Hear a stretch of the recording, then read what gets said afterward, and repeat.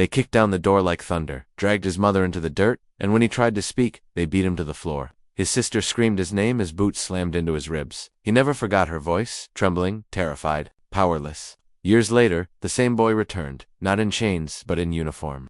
This time, he gave the orders. This is the true African tale of pain, pride, and power, where a broken boy rose through rage and purpose to become the commander of the National Riot Police. If you believe justice should have a memory, subscribe now to Real African Tales. Bye ha, and drop a comment. Which African country are you watching from? They called him nothing, treated him like dust, and beat him as if his breath meant less than a coin dropped in a storm drain. But that day became the fire that would burn in his chest for the rest of his life. Musa was only 12, a dark-skinned boy with fierce, intelligent eyes and calloused feet, hardened by the sharp stones of his overcrowded neighborhood on the outskirts of a sprawling African capital. He lived in a one-room concrete shack with his mother Halima, a resilient woman who sold second-hand shoes in the market, and his little sister Aisha, a gentle soul who wrapped her thin arms around Musa's waist each night when the rats scratched at the walls and the wind whispered through their broken window. It was a Friday evening when the screams began outside. The local youths had started a peaceful protest over unpaid wages at the garment factory nearby. Musa and Aisha were finishing their cassava and boiled groundnut dinner when the police trucks came roaring, beasts of steel and sirens, their red and blue lights flickering against the cracked tin roofs of their neighborhood like lightning in a bottle. The streets erupted into chaos. Tear gas hissed through alleyways. People ran blindly into doors, and before Musa could close the wooden door to their shack, it was kicked open so hard it flew off its hinges. Halima stood, hands raised, trembling, but the officer with a jagged scar across his cheek didn't care. "You're hiding protesters?" he barked. She denied it. So they dragged her outside. Musa stepped forward, stammering. She didn't do anything, but the officer turned and without a word, slammed his baton across the boy's shoulder, sending him crashing into the floor. Then came the boots. 4 of them. Kicks into his ribs, his legs, his back, and when he looked up, all he saw was Aisha standing in the corner, barefoot and crying so hard her body shook as if possessed. That image, her eyes wide, her hands over her ears, and her voice begging them to stop, would brand itself into Musa's soul like a soldier's tattoo. When they finally left, Halima was gone. The floor was stained, and Musa lay barely breathing. A neighbor woman came running and screamed when she saw him. He healed slowly, but something inside him didn't. Halima returned 5 days later with bruises on her neck and silence in her eyes. She never told them what happened, only that power has no shame. That night Musa swore he would never be powerless again. He studied, he begged books from old teachers, copied news clippings of corrupt police scandals, memorized the rights his mother was never given, and taught himself to read legal codes while Aisha helped sharpen his pencils. With a razor blade, people mocked him. Some said, "You, a boy from the gutters wanting to wear a uniform?" But he didn't respond. He joined a youth volunteer group that cleaned trash from the streets and eventually worked as an errand boy for a retired sergeant who once served in the peacekeeping corps. Batman, seeing Musa's hunger for justice, trained him in discipline, not with guns, but with words, respect, and purpose. When Musa turned 18, he applied for the National Police recruitment exam. Most laughed, but he passed. And when he stepped onto the academy training ground, wearing borrowed boots and a stitched khaki uniform, no one knew he carried his trauma under his shirt like armor. He was mocked again. "Slum rat," they whispered, but he ran harder, punched faster, and memorized riot tactics like sacred scripture.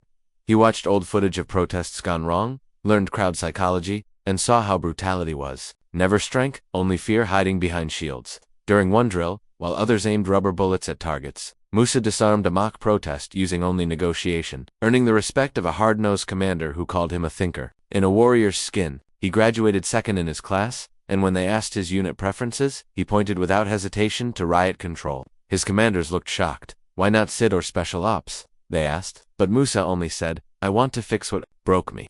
And so began his career, patrolling markets where children ran barefoot past chicken sellers, mediating clashes between rival transport unions, and learning the difference between shouting and leading. His methods were unconventional. He carried a whistle instead of a baton. He told his officers never to hit unless attacked. When riots did break out, he stood in front, not behind. "Let them see your face," he told his men, "not your weapon." One day, during a nationwide strike, protesters hurled stones at his unit. One hit him in the head, bleeding. He ordered no retaliation. Instead, he stepped forward, unarmed, and asked to speak. His voice was recorded on a bystander's phone. "I was beaten like this once. I know your anger. But let us not become what we hate." That video went viral, and the people named him Commander of Calm. But not everyone was pleased. His rise made enemies. Some within the force whispered that he was soft, too idealistic, too public. And somewhere, in a dusty file, a name was circled Musa's because one of the men who had once kicked him now wore a senior badge and feared. The boy he had once called nothing might soon wear stars he couldn't deny.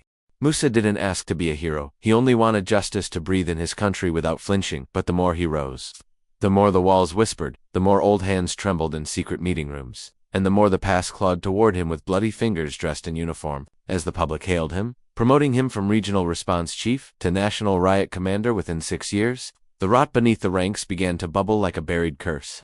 The man with the jagged scar, Deputy Commissioner Baguma, had never forgotten the boy whose mother he'd dragged through the dust, the one whose ribs he cracked for asking a question, the one he thought would never rise past street rat. Baguma had climbed the ladder the usual way through bribes, threats, fake reports, and loyalty to those above, not the people below. And now, that same boy stood taller, more decorated, more beloved, wearing the navy blue of command with his mother's quiet dignity folded into every seam of his uniform. The country was changing. Under Musa's leadership, riot police no longer patrolled with unchecked rage. His officers were trained in human rights law, taught to carry not just tear gas but trauma kits, to see not just crowds but communities. He introduced a debrief program for protest aftermaths, where civilians could speak directly to the officers involved. When a mother's child was lost in a stampede, Musa didn't hide behind protocol. He visited her home, sat on her floor, and listened. Yet for every mother who called him a blessing, there was an officer in power calling him a problem. Baguma's whisper campaigns intensified. Rumors of insubordination,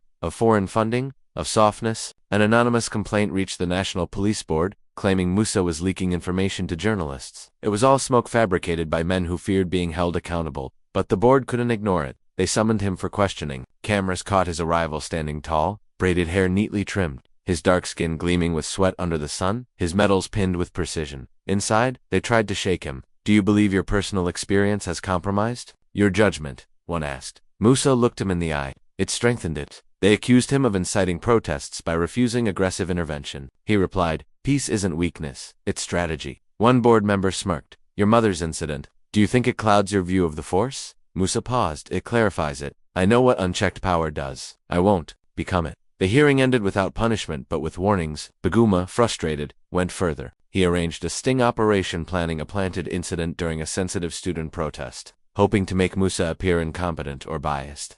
But Musa's instincts, shaped by years of walking among fire, sensed something wrong. He redirected his unit last minute, foiling the setup, and then he did something bolder. He launched a personal investigation. Quietly, he gathered files, interviewed retired officers, and dug through the dark corners of the archives. What he found was damning. Evidence of Baguma's years of torture, extortion, and even links to vigilante disappearances during the unrest of 2007. Included in the report was a photo, grainy but clear, of a younger Baguma dragging a screaming woman into a van, with a child's feet seen running behind. It was Halima. Musa didn't hesitate. He submitted the file to the Internal Integrity Unit, signed it in full view of the press, and made one public statement: no badge is above the law, and no child should carry pain just because someone else wears a uniform.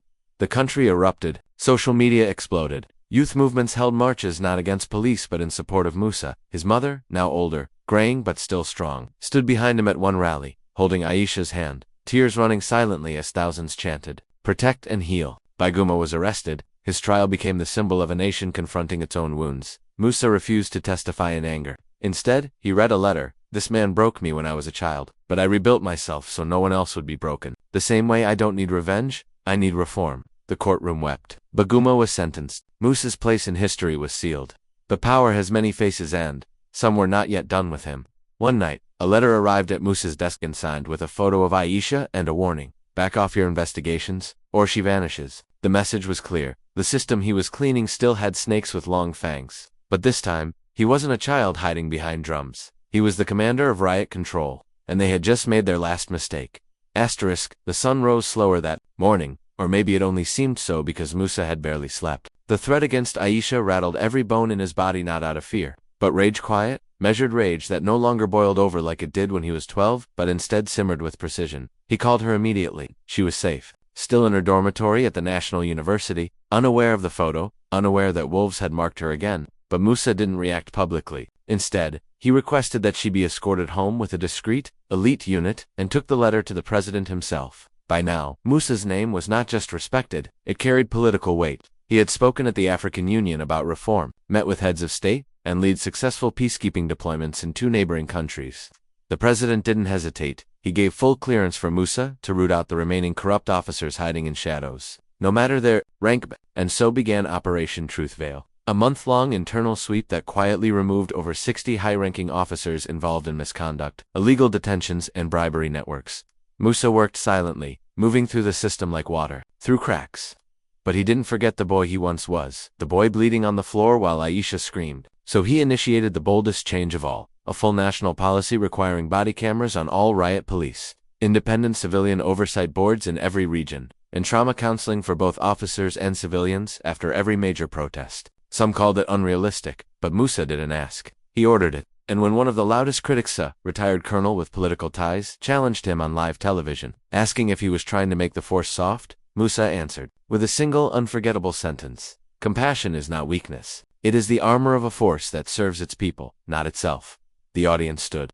That clip was replayed across the continent. Musa's face, dark-skinned, unshaken, glowing in his Navy uniform with 3 gold stars, became the symbol of a new era in villages and cities alike. Children were named after him. Young officers joined the force not out of fear or hunger, but out of hope. And yet, for all his victories, Musa remained grounded. He still visited the street where he grew up, still knelt by the cracked foundation of their old shack, now replaced with a 2-story community youth center funded by his own savings. Halima now ran a women's cooperative from the center. Aisha graduated with honors in social justice law and opened a firm offering free legal aid to protest victims.